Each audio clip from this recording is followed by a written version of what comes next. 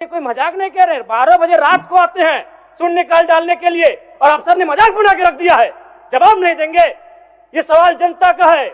जिस जनता के टैक्स से पैसे से ये सूट पहनते हैं, जिस जनता के टैक्स से पहनते से ये बूट पहनते हैं, कोट पहनते हैं, उस जनता का सवाल है और जनता का सवाल का उत्तर नहीं देतेदार है। उनको यहां से जोहार है, लेकिन जिन्होंने जब अपनी जिम्मेदारी का निर्वहन नहीं किया है उन पर कार्रवाई करिए अध्यक्ष महोदय। और बिल्कुल बड़े शर्म और दुर्भाग्य की बात है कि जिस राज्य का युवा, जिस राज्य का भविष्य स्कॉलरशिप नहीं मिलने से परेशान है, हताश है, उस राज्य के विधायक 4 करोड़ 32 लाख के आवास में रहेंगे। ये कितना बड़ा दुर्भाग्य की बात है। आज आंदोलनकारी लगातार अपनी आवाज को बुलंद कर रहे हैं। जिन्होंने अपने लहू से इस राज्य को सींचा, अपने खून से इस राज्य को बनाया, आज जो 3,500 का पेंशन प्राप्त कर रहे हैं और जिस राज्य के मंत्री 6 करोड़ के आवास में रहेंगे और उस राज्य के आंदोलनकारी सम्मान नहीं पाएंगे जिन्होंने लहू से राज्य बनाया है, यह अभी दुर्भाग्य का विषय। अध्यक्ष महोदय, अगर बालू की बात करें तो वो तो सरेआम है, सब अपनी आंखों से देखते हैं। 1-2 अधिकारी ईमानदार होंगे तो भाई उनको जोहार होगा। बाकी अगर कोई भी बालू ट्रैक्टर, विशेषकर ट्रैक्टर से बालू की ढुलाई होती है तो हमें लगता है एक बालू गाड़ी 3-4 थाना क्षेत्रों से पार होता है और कोई थाना प्रभारी ऐसा नहीं है जिसका मंथली पर महीने का इनकम 3 लाख से 5 लाख रुपए केवल अवैध बालू से हो रहा है। अतः सरकार को मैं मानता हूं कि सरकार का खजाना खाली है, तो अगर खाली है तो इस प्रकार अगर लूट की छूट होगी, जो सरकार के खजाना में आना चाहिए था वो थाना प्रभारी के जेब में जाएगा, पदाधिकारियों की जेब में जाएगा। तो इसी प्रकार हम लोग छात्रों से कलेक्शन करेंगे अध्यक्ष महोदय। एक दिन झारखंड राज्य में 1000 अवैध गाड़ियों का निकासी होता है। यदि एक कोयले की गाड़ी में 50 टन कोयला मान ले और 1 टन का मूल्य अगर 5,000 रुपए मान लें तो 25 करोड़ रुपए एक दिन का होता है। अगर 365 से गुना करते हैं तो 9,125 करोड़ रुपए होता है अध्यक्ष महोदय, यानी लगभग 9,000 करोड़ रुपए, जो कि आपके अनुपूरक बजट से ज्यादा होता है।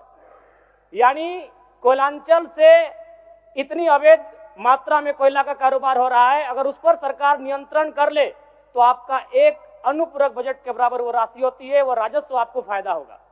अध्यक्ष, माननीय सदस्य जयराम कुमार महतो। धन्यवाद अध्यक्ष महोदय। कटौती प्रस्ताव के पक्ष में मेरा सवाल बजट बनाने की प्रक्रिया पर है। जब विभागों ने 13,400 करोड़ रुपए का मांग किया है तो फिर मात्र 7,721 करोड़ का बजट क्यों लाया गया? सबसे बड़ी बात, 8 महीना बीत जाने के बाद भी मात्र 42% राशि खर्च हो पाया है, तो फिर अनुपूरक बजट की आवश्यकता ही क्यों? और कहीं ऐसा सच तो नहीं कि सरकार का खजाना खाली है? और यदि सरकार का खजाना खाली है तो सरकार राजस्व प्राप्त करने के लिए क्या कर रही है? अध्यक्ष महोदय, जमीन की रजिस्ट्री में करोड़ों अरबों का राजस्व हानि हो रहा है। किसी जमीन की कीमत यदि 1 करोड़ होता है तो कागज में दिखाया जाता है 25 लाख। सरकार को राजस्व मिलता है 25 लाख पर और काला धन का इस्तेमाल होता है 75 लाख पर। महोदय, अगर मेरी बात पर आपको संदेह है तो किसी भी इस राज्य में अगर किसी भी बड़ा भूखंड, एकड़ों का भूखंड, अगर उसका खरीद बिक्री हुआ है तो आप उसकी एसीबी के माध्यम से जांच करवा ले, दूध का दूध और पानी का पानी हो जाएगा।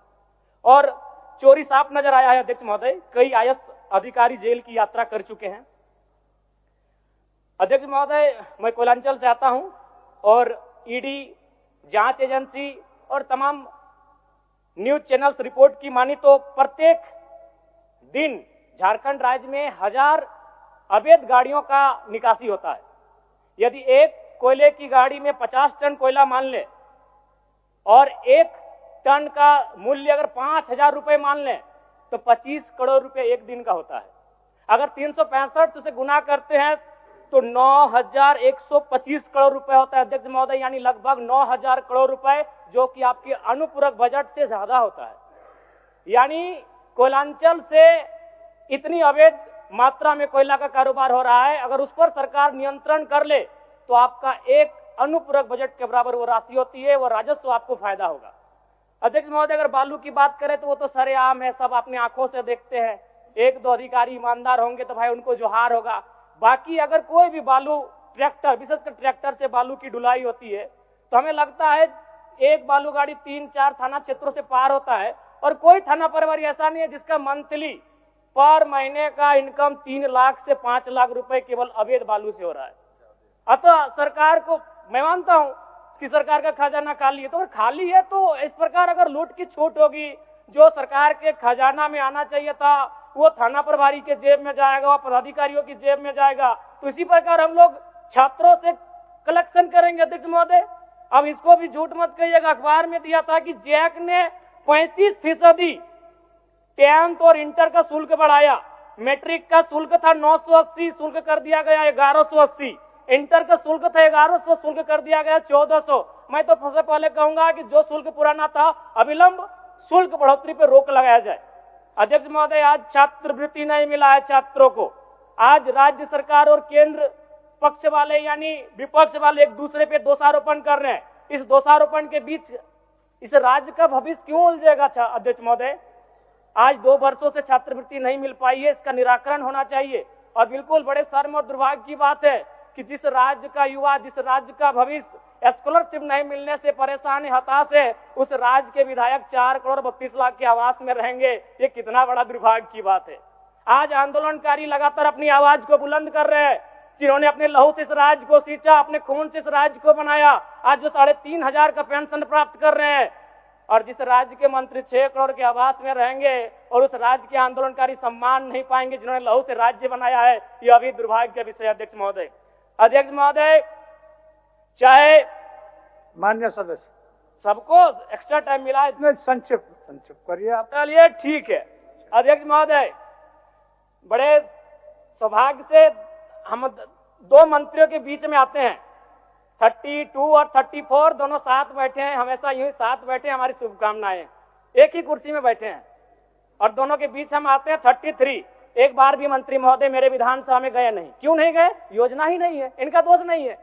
मेरे विधानसभा में कोई नई योजना, किसी के विधानसभा में मंत्री पद का कार्य क्या है? सिर्फ अपना विधानसभा नहीं होता है, कम से कम साल भर हो चुका है। एक विधानसभा तो इनको विजिट करना चाहिए था, अपने पड़ोस के जिले को तो विजिट करना चाहिए था। तो ये तो सच्चाई है अध्यक्ष महोदय। दूसरी बात, आलिम फाजिल की परीक्षा जैक द्वारा संचालित होती है, किंतु वर्तमान में सहायक आचार्य की नियुक्ति में प्रमाण पत्र की वैधता को खत्म कर दिया गया है। और सबसे महत्वपूर्ण बात अध्यक्ष महोदय, जैसा कि अखबार के माध्यम से हम सभी ने पढ़ा कि विभाग सवालों का उत्तर नहीं दे रहा है। अध्यक्ष महोदय, शून्यकाल में कल रात्रि 12 बजे नीरा मैडम और मंगल कालिंद्रा का झगड़ा हो गया। एक दिन राजा साहब और हमारी गाड़ी का टक्कर हो जाता, इतना रफ्तार में आए, बोले कि नहीं राजा साहब को तो शून्यकाल डालने नहीं देंगे, इनसे पहले हम जाएंगे। अध्यक्ष महोदय, ये कोई मजाक नहीं कह रहे। 12 बजे रात को आते हैं शून्यकाल डालने के लिए और अफसर ने मजाक बना के रख दिया है, जवाब नहीं देंगे।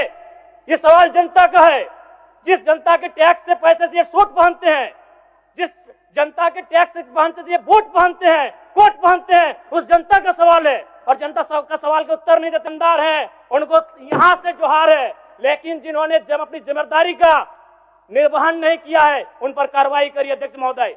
12 बजे रात को हम लोग सवाल डालते हैं। चलिए मान्य सदस्य। अध्यक्ष महोदय, अंतिम में कंक्लूड कर रहे हैं। समीर कुमार महंती, चलिए आपका समय समाप्त। समीर कुमार महंती।